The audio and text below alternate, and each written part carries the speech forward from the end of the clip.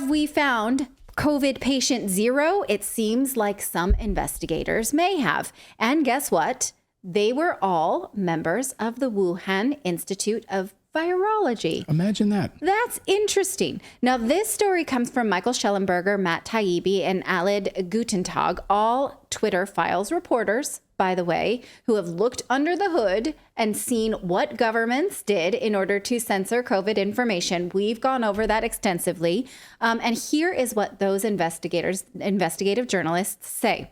According to multiple U.S. government officials interviewed as part of a lengthy investigation by Public and Racket, the first people infected by the virus, patient zero, included Ben Hugh, this person you're looking at right now, a researcher who led the WIV's gain of function research on SARS-like coronaviruses, which increase the infectiousness of viruses. Now, 2 other patients were also, I guess we're calling them patient zero, but there are 3 of them.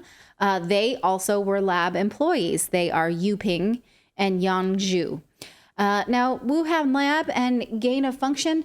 Do you remember not too long ago how we were not even really allowed to say those things, not posit that COVID leaked from a lab because the United States did not want us to make the connection between what was being funded and what actually had happened? Do you remember headlines like this? Senator Tom Collins was called fringe theorists for talking about COVID labs origins, for talking about lab leak, even saying lab leaker. Here's PolitiFact saying Tucker Carlson guest airs debunked COVID conspiracy theory. They thought that that was a done deal. Definitely didn't come from the labs. This one, New York Times COVID reporter deletes tweet claiming racist roots of lab leak theory after backlash. Remember how President Trump himself was called racist for even saying that this may have come from China, that it came from a lab, that it was manufactured in a lab. They called him a conspiracy theorist. They called him bogus. Now, we also have spoken extensively, so I won't repeat myself, about how Dr. Anthony Fauci and other WHO scientists altered scientific papers to discourage further research into a lab leak. We know that they actively shut that down. We also know that the State Department funded a project to censor media outlets through something called the Global Disinformation Index, the GDI. Do you remember this? That they were seeking out what they called conspiracy theories related to the COVID lab link and punishing all media outlets for saying so. What they did was work through this British nonprofit group that received at least $665,000 from the Global Center and the National Endowment for Society, or NED.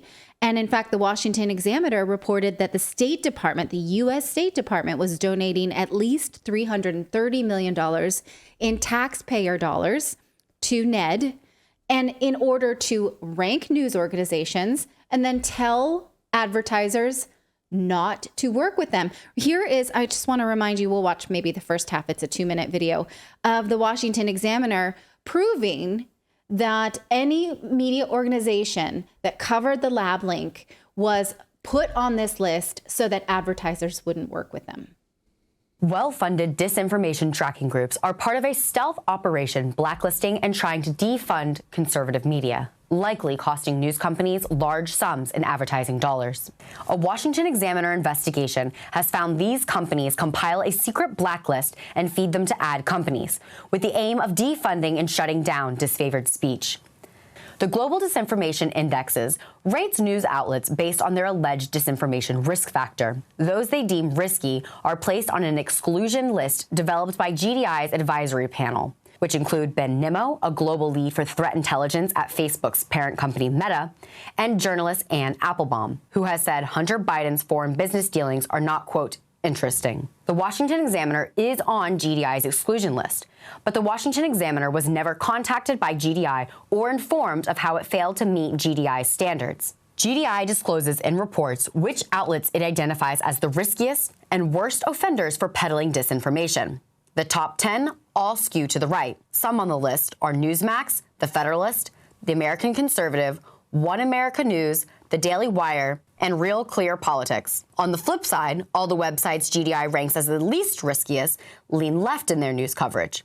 These include NPR, the Associated Press, the New York Times, USA Today, and the Washington Post. GDI's disinformation tracking efforts have even resulted in opinion pieces being flagged. A Washington Examiner commentary article titled "The Less Gender-Bending Obsession is Tiresome and Absurd" was labeled as anti-LGBTQ+ disinformation. That same memo singled out Amazon for hosting ads in the Washington Examiner. Okay, we can stop here. So some of the things that they say in that is that anyone who covered the lab leak, the COVID lab leak, was considered highly risky, and they then pass that on to advertisers, and they would tell Amazon, hey, you put a chair ad on this risky article about a COVID lab link. How about you don't do that anymore so that those advertisers don't benefit from that ad revenue? So at least now we can talk about this. I shudder to think where we would get as a GDI index, but we're going to do it anyway. So in 2017, a Chinese news report. Oh, nope, I'm skipping ahead. Sorry, I want to show you this.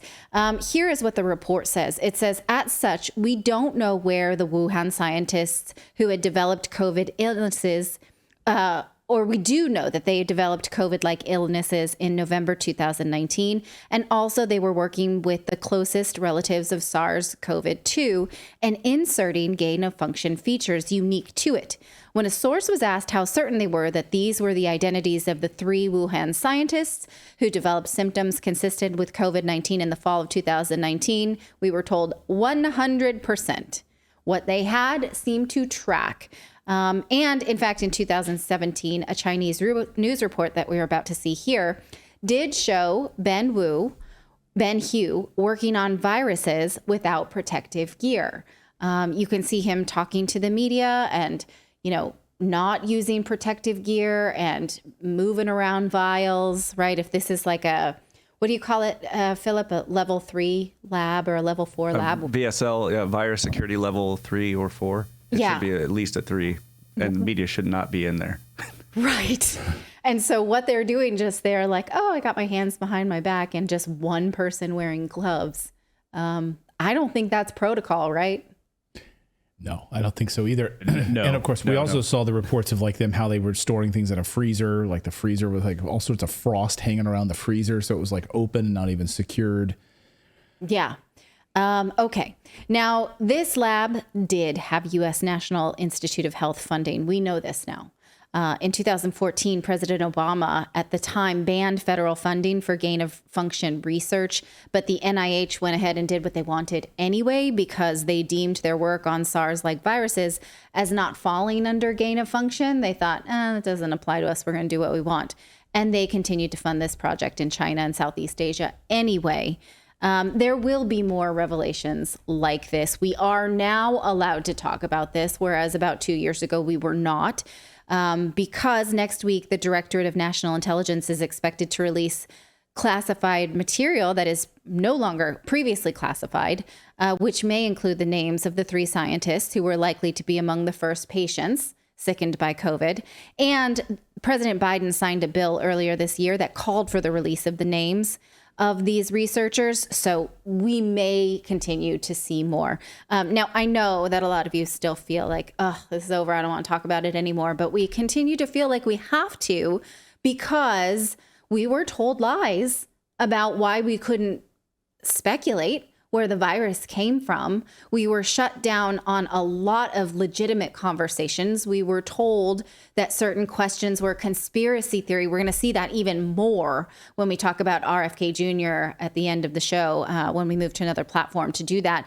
And we have to pay attention to what happened to us in the recent past in order to make sure it doesn't happen in the recent future. Well, we absolutely should never forget this. And it's an incredibly important topic. And I think a lot of people in our chat are saying that. They're like, we need Nuremberg trials 2.0 to get to the bottom of this and who lied and how many people died. We saw, of course, Rachel Walensky testifying, was it last week or week before, in front of Congress. And there was a reporter sitting in the front row who shook her hand and said, Rachel, I'm really thankful that you're going to be testifying today. It'd be really interesting to hear how you defend helping to the death of 34,000 Americans. Thanks so much for the work that you've done. And wanting to know, pushing this vaccine, pushing these jabs, and pushing what happened here on people. We just saw the report out of Chile today, how now they're moving back into full-on masking because of RSV being found in the outbreak there. So this like culture around like lockdowns and forced vaccinations, and now the WHO moving forward with this sort of global government to control all of us. We absolutely need to continue to ask these questions. Yeah. We should never just sit back and say, well, that was last year. COVID was last year, because all of the underlying pieces of this are still there. And right. what they're going to do to us and what they're currently doing to us should be incredibly troubling. We have a few days left until the U.S. federal government rolls out the FedNow digital currency program to track everything that we do, right? All of these pieces are part of this larger puzzle that we need to fight against. That's why you watch our show, and that's why we're here. Right. And one of the things that RFK Jr. said recently on Jordan Peterson's podcast is that during the Reagan administration, President Reagan was dealing with harms related to vaccines. And he said to some of the pharmaceutical companies, why can't you just make it safer? And they literally said to him, it's not possible. We cannot.